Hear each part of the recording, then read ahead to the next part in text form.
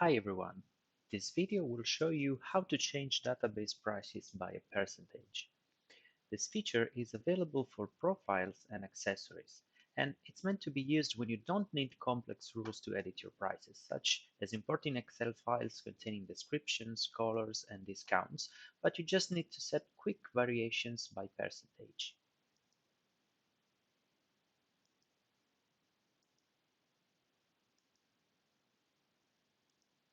You can use this feature clicking on this button and then choose percentage.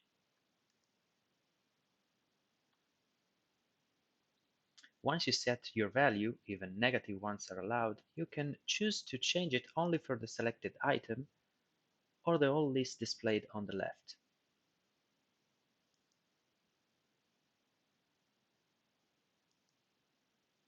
Please note that you can still use the filter selection on the top along with the keywords to set a specific target for your operations.